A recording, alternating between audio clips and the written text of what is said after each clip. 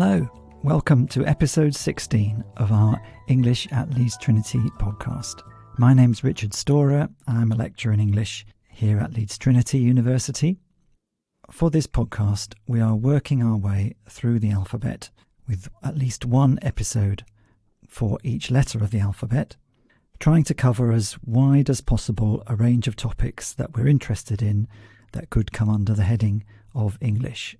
So we're interested in literature, creative writing, language, and with that comes an interest in other languages, and that's really our starting point for this episode and the next one. I should explain that I'm on my own in the studio at the moment. There will be other voices in this episode, but first I just need to explain some of the background to these two episodes, which are episode 16, L is for Languages of Leeds Trinity, and episode 17, M is for multilingualism. So, we've been interested for several years in the fact that, although like almost all UK universities, everything we do is in English, lots of students and staff at university have connections with lots of other languages. Maybe their first language is another language. Maybe they know and use several different languages in different parts of their lives. Maybe, like most of us, they are from time to time having a go at learning other languages. There's a great diversity of engagement with other languages just under the surface of our monolingual official discourse, and we want to tap into that and celebrate it and learn from it. Several times over the last 2 years, we've had open meetings for staff and students to come and talk about their other languages. And it was just after one such event last year that we recorded the episode, which is now our next episode, M is for multilingualism. And you can go straight on to listen to that after you've finished with this one, but please bear with me on this one first. For several years now, we've also marked World Poetry Day, which happens in March each year, by encouraging staff and students to write poems in their other language, or one of their other languages, and putting these up on posters around campus, together with some classic poems in other languages. And to coincide with this L is for Languages of Leeds Trinity episode, we've organised a series of 5 further posters to be displayed on campus, each one showcasing the language of a particular student or member of staff. So the 5 languages we featured this time are Akan, which is a language of Ghana, Romanian, Italian, Polish, and Urdu. And we'll be highlighting some of the content of each of those posters on Instagram and TikTok.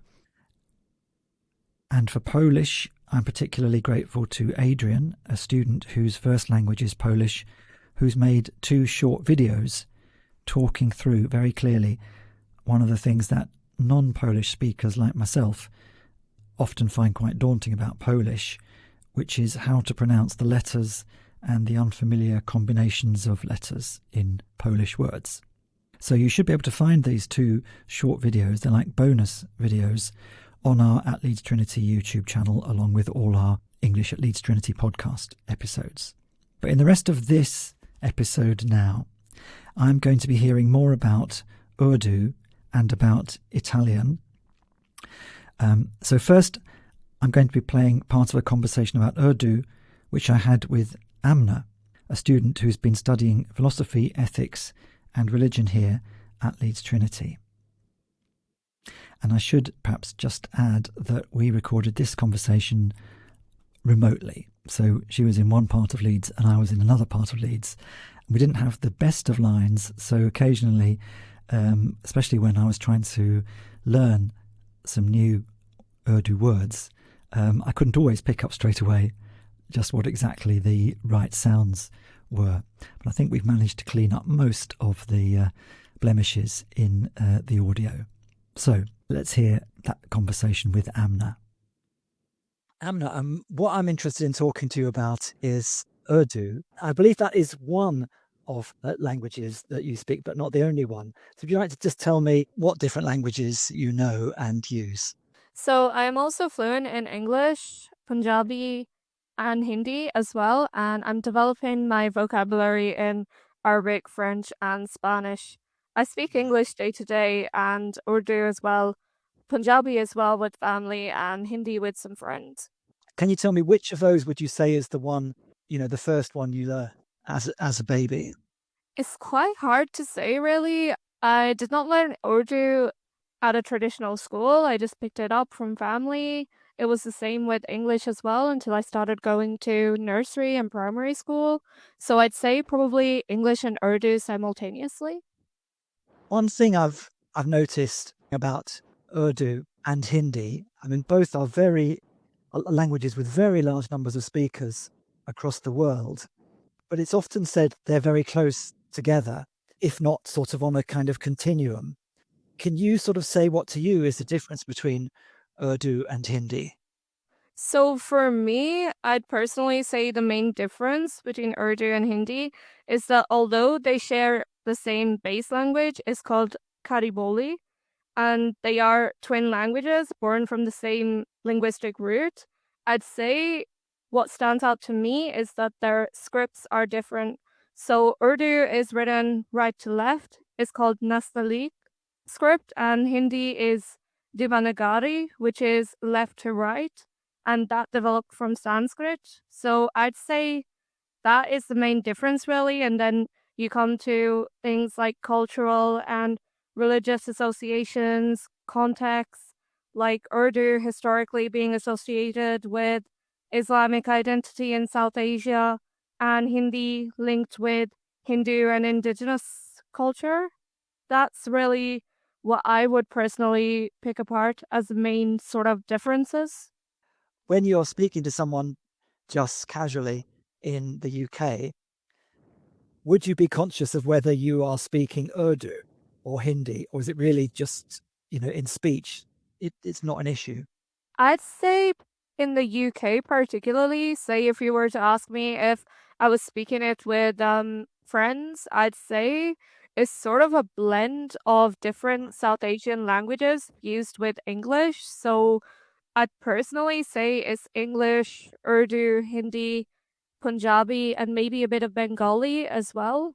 Right. But the thing is, I'd say if you know at least one of those South Asian languages, you can sort of figure out what someone else is saying to you, especially if they blend that with English and it's sort of like slang, colloquial language.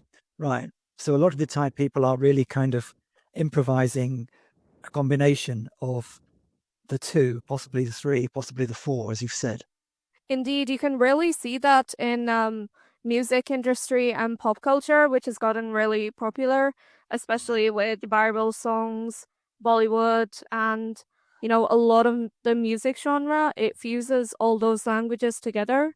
Right. I'm interested in the writing, although in the speech, they can all be blended.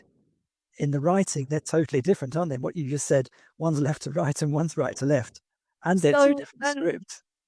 An interesting part about the writing, particularly in the UK, in slang, colloquial, Urdu, and these languages, is basically that a lot of people, when texting their friends very casually, what they do is they write the Urdu or South Asian words in English. So they spell it out in English, in slang text. I And that's see. become really, really popular. Messages it's it's all really popular from pop culture and TV shows, dramas, and most significantly music. I see. So what we've got there is the language is acquiring a kind of English script or a script in the alphabet that English uses. Indeed, especially in the writing, I'd say yes. I was wondering then if you could just tell us a few phrases in Urdu that I could take away, or anybody listening to this could take away. I think although Urdu is all around all around us, the people who don't know it in West Yorkshire, it's completely kind of unknown unknown thing. I don't know any Urdu phrases. I didn't even know what you told me about the script and the direction in which it's written. So I've got a lot to learn. Where could I start? Absolutely. So basic phrases are a good way to start. So of course I can teach you some basic phrases. Let's have a couple then. So to say to someone how are you in like um a greeting or polite conversation, it would be aap kaise hai? Aap kaise hai? Gessi hair. Aap. The end is like a P word. Aap Up. kaise Yes. hai? Gessi hair. Up Gessi hair. That's how are you? And if somebody says that to me, what's a conventional response? So if you want to say that you are fine, you are doing well, you would say मैं ठीक हूँ. Can you say that again? मैं ठीक हूँ. Main teak hin. मैं ठीक हूँ. Hmm. Yes, like a हूँ. If I had to spell it in English, personally, I would spell it as H-U-U. That's how I would spell it. मैं means me. Right. So that is like I. Teak means fine, like I am okay. Yeah. And whom is just the word at the ending. So you're saying I am fine. So main teak. Will you ask me again the how are you, and I'll tell you that I'm fine. आप कैसे हैं? Main teak. Exactly, that's perfect. Oh, excellent. All right, great. Thank you. And there's just one other thing I'd be interested to know. We're doing this on one of the hottest days of the year. And I mean, what would be the way of saying it's very hot today? So we would start with saying aj, which means today, Arch and then बहुत. बहुत means very or too much, a lot. or arch bot. And then गर्मी. गर्मी is the word for warm or hot. Arch bot Gurmy with a bit of a And roll then R. indeed. And then at the end is hai. So that's basically the ending of it, that it is very warm today. So does Urdu tend to have a little word it tends to stick on the end, like the who before, which doesn't mean anything in itself but is just always there? I'd say yes, it sort of like ends the sentence. I see. Yes. Yes, I see. I understand that. So that would be Arj, But Arj bot, garmi Arj bot Gurmy, hai. Arj bot Gurmy hair, Arj bot Gurmy hair. The bot has like a sort of like a barely audible H in the middle of it. So like bot, not bot. It does take a bit of getting used to Yes. first. Okay, thank you. And then that brings me to my last question about easy phrases. What would be thank you? So thank you is shukriya. Shukriya or shukriya. Indeed, that's correct. Right. Well, shukriya. Thank you. That's been very interesting to learn those. And I wanted finally to ask you, or one more question to ask you. Do you have a favorite word in Urdu? So my favorite word would be ruh. Now ruh means soul or spirit. And my favorite saying is ruh ka sukoon, which means peace of the soul. It's a poetic expression Right. and it really resonates a lot with me. So that is ruh ka sukoon. I'm picking up that one of the things you value about Urdu, besides its social side, is it's quite a kind of, it lends itself to sort of poetry, spirituality. Indeed. So a lot of literature in Urdu is very philosophical. It's about creative expression, finding your own identity, divine worship, and how you see the divine creation, nature. And to me, it's very beautiful. It's something that I can resonate with, and it gives me creative expression.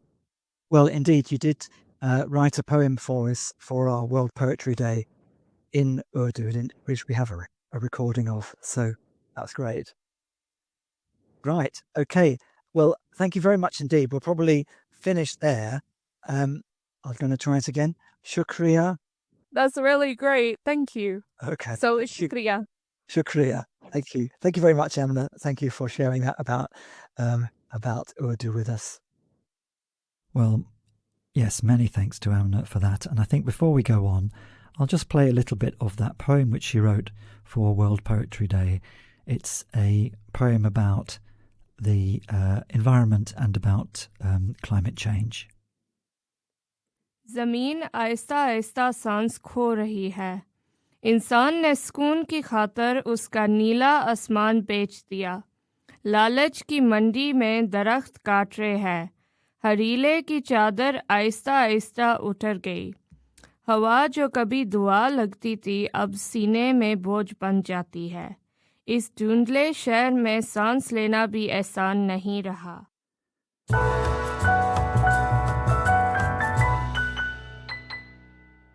Now let's go on to the other language that we're going to just hear a bit more about in this episode, and that is Italian. And I am very pleased to have been able to have a conversation about this with one of our colleagues here whose first language is Italian, and that's Dr. Laura Di Pretto, who is a senior lecturer in psychology. Now let's hear a bit of that conversation that I had with Laura. So, Laura, I wonder if we could begin by hearing a bit about where in Italy you are from, and also at what point English kind of came into your life, as now you are completely fluent in English, as everyone will hear. Well, that's what you're saying. I think anybody would say that anyway. Thank you. Well, let's hear the story. But Sure. let's start with you growing up. Yes. Yeah, sure. So I come from a small town in the province of Vicenza. That's about 8,000 people between Venice and the Dolomites, really at the feet of the mountains there. I first studied English. I started studying English sort of in high school, which starts at age 14, but that was extremely basic. So 1 hour per week, Italian native speaker teacher, well, which actually doesn't matter really, but no, a very, very effective teacher, Right. I must say. So then when I was 22, I came to England for the first time to do my Erasmus in Portsmouth. All right. And that's really when I started to learn English. So I feel like I was completely, a blank sheet at that point. And Right. I immersed myself into English from scratch, which I think in my case helped. Yeah. Of course, I had lots of fun, I was 22, doing Erasmus, meeting lots of people, and I think that really helped. Right. Yes. So you were really, it was kind of a social experience. Exactly. Yes. Yeah. So, I mean, the word immersion, what was coming into my mind when you said that. Is that normal in Italy that English doesn't play a very big part in the high school curriculum? It didn't. It does now. Oh, I see. Okay. Now everyone starts learning English at the beginning of primary school. Right. But there was no foreign language in primary school when I was a kid, so 40 years ago. And everyone started with a language in middle school, but in my case it was French. Right. So that's like 11 to 14. So it was like half and half. Some people would do English, other people French. And then in high school, you could either continue with French or move to English. It was random, like a random allocation. Right. So some people my age never had any formal learning of English. Right. So it seems like this seems to be a pattern across lots of countries, that English is given more and more importance as the language you need to learn. Yeah. Which in turn kind of makes it more used, I suppose. Yeah. It is the case now. Yeah. My nephews and nieces, they all speak English quite well, actually. Yeah. Right. Now, to come back to the Italian, one of the interesting things on the poster is that where you come from, Vicenza, there they speak a version of Italian, which is probably different from what I would learn if I went to an Italian class this Absolutely, evening. Yeah. So every region in Italy has a different language or dialect. I know there is a debate among linguists in Italy on whether the regional languages are to be labeled as languages or dialects. I'm not an expert on this, but they can be very, very different from the Italian we hear in the news or we read in books. So yeah, Veneto is what I grew up speaking with my family and friends, and I still speak with my family and friends. Right. Yeah. Became aware of this thing about different dialects and perhaps how they're classified. Quite a while ago, I lived next door for a little while to a group of Italian students, and I was having a conversation with them once, and one of them said to the other, "Of course, you speak a dialect." And he said, "Well, actually, we think of it as a language." And that was Friulan, which I think is from somewhere quite near where you are. Yeah. So it's a neighboring region. Right. Yeah. But it's not the same as... It's not the same, no. As Veneto. Right. Of course, also the further away you go, the more different they are. So Yes. Veneto will be closer to Friulano than Siciliano, Sicilian, right? Yes. But they are different. And of course, there are small variations even within regions, right?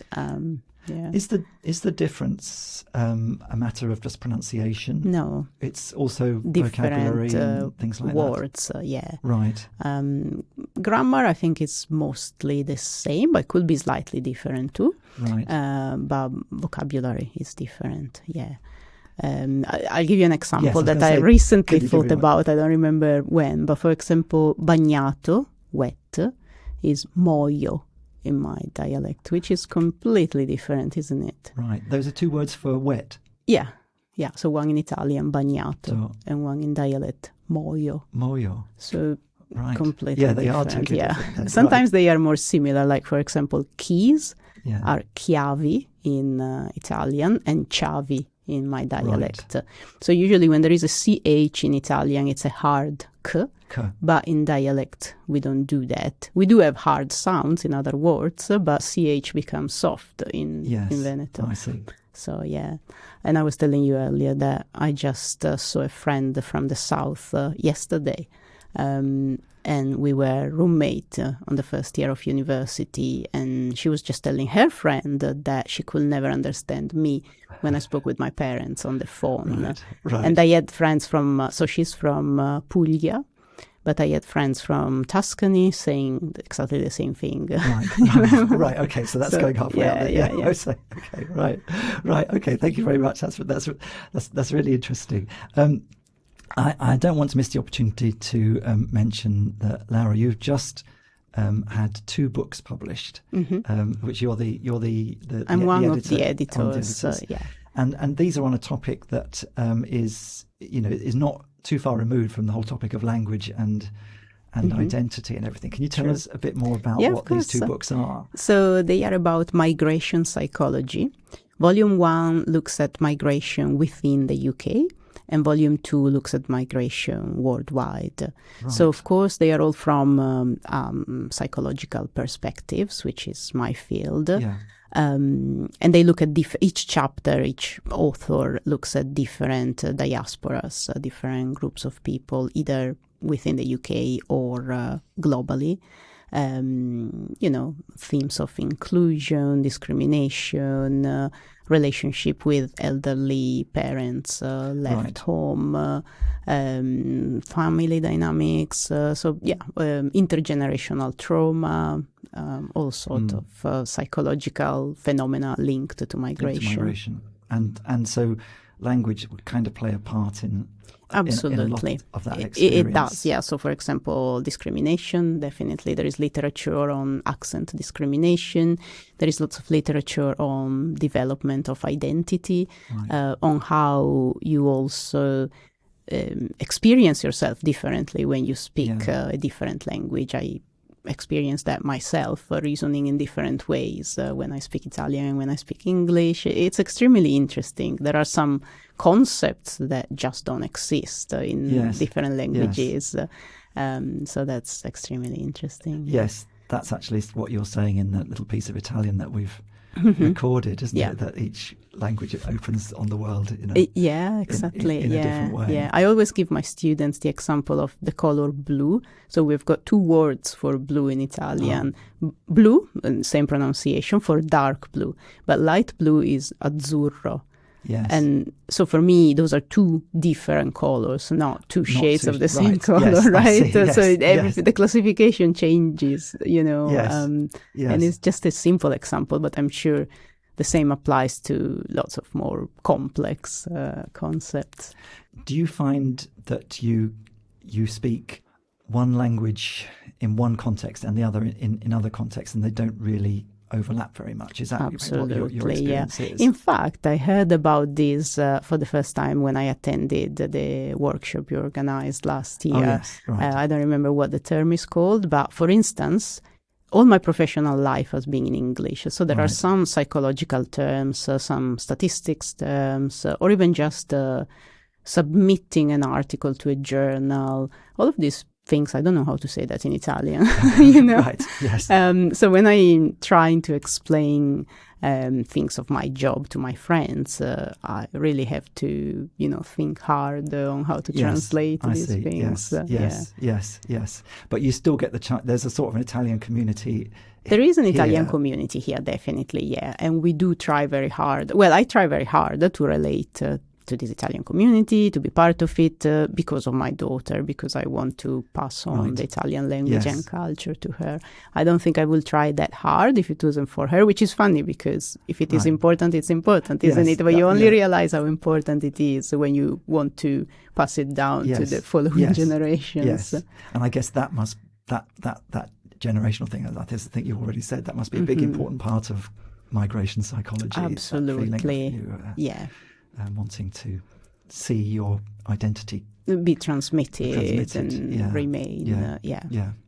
We were just talking earlier about the what data is available about how many people speak Italian in Leeds in the 2021 census, which is 5 years out of date now, so it might not be the case. But there was 2,044 people in the 2021 census in Leeds said that Italian was their main language. That's a big number. Which was the 12th largest group. Yeah, I was especially surprised when you said that it was above French. Yes. And the reason why I was surprised is that the French-speaking community, in terms of French schools for the kids, is much more organized than the Italian one. So we have a little Italian school that runs every Saturday. But, there are about maybe 15 kids, 20. So we put them all together, different ages.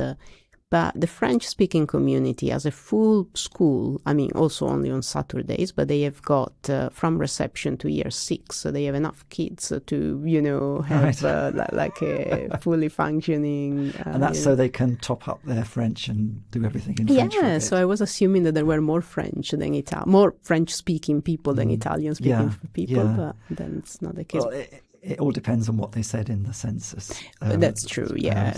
And I guess there could be different demographics. Yes. Maybe there is lots of young Italians without children, possibly. Oh, yes, of course that could be. Yes, that would make sense, yes. It's the 32nd most spoken language in the world, according to Ethnologue, which is the organisation that makes it business to estimate those things. So one other interesting thing that you said in the poster is about words that need to be protected in Italian. So that there's a first of all, it's interesting to me, there's something called you say what it's called, the Accademia della Crusca. Yeah, so the Society of Scholars of Italian Linguistics. Yeah, right. And it's interesting that they make it their business to protect words. Protect words. Yeah. I don't remember how I came across this call that they put out to protect words, but I did come across it. And basically, you will choose a word, and they will make you an ambassador of that word, so you will commit to use that word as much as possible. So words that are not being used very much and sort of being forgotten. So I chose the word Sdrucciolevole, which I guess is not used very much because it's a little bit difficult to pronounce because of that beginning SDR. So can you give us it again? Sdrucciolevole. Sdrucciolevole. And what does it mean? It means slippery. Right. And so, I signed up, and I remember they sent me a certificate with the word and my name, and Right. that I was an ambassador for this word. So I tried to use it as much as possible. Right. Very good. Yeah. I love the idea of it. I've not heard of that being done in English. I do think it's a really nice idea. It is nice, yeah. But what it raises the question for me is, I mean, are there other words in Italian for slippery? Because presumably there's just as many things that you would want to describe as slippery in Italy as anywhere else. So how come this word I was just thinking about it. There must be easier words. I can't think about them now. Scivoloso.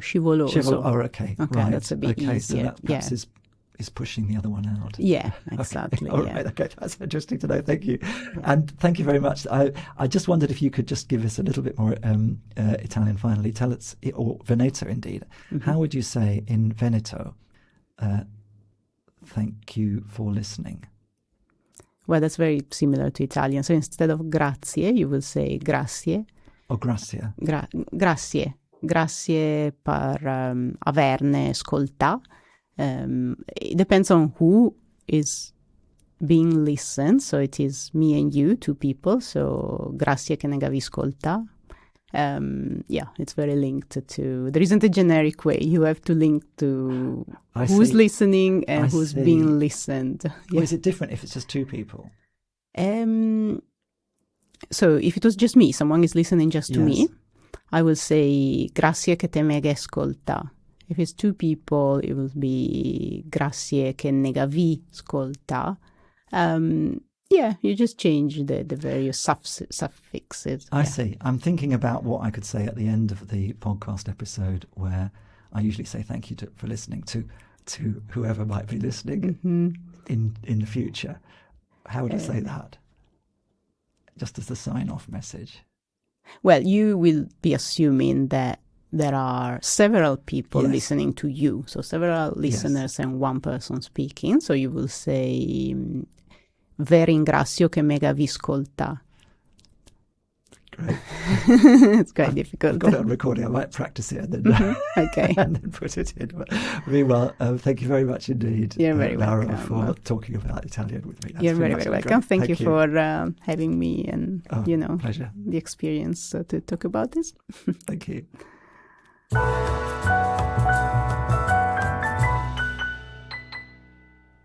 Thank you again to Laura for that conversation. Actually, before we started, I checked with Laura about the pronunciation of her name because, of course, it tends to be Laura in English.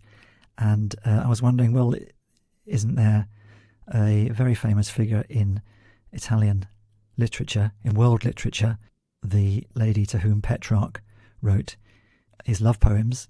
Is her name actually not Laura, but Laura? Apparently, it's Laura. So we should all get that right from now on, I think.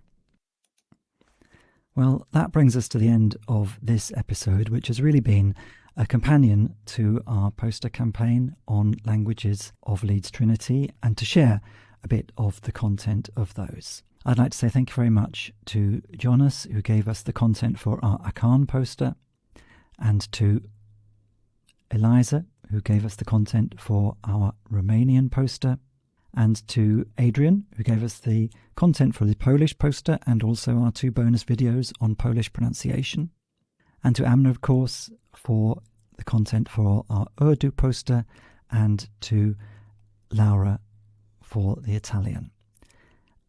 Please do go on and listen to our next episode, which is up already. That's M is for multilingualism.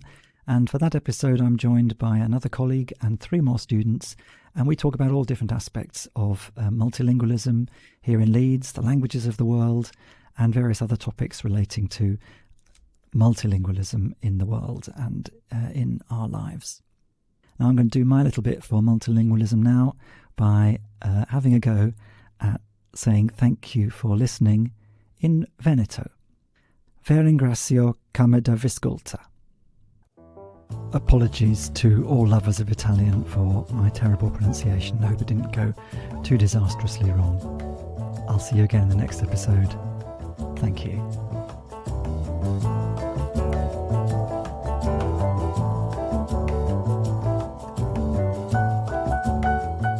You can find out more about English at Leeds Trinity from the Leeds Trinity University website, www.leedstrinity.ac.uk, and also from the podcast channel on the At Leeds Trinity channel on YouTube. You can also now find us on Instagram at LTU_English and on TikTok at LTU_English_. Thank you for listening, and thank you to Steve Oxon and FesleyanStudios.com for this music, which is called Rio After Dark.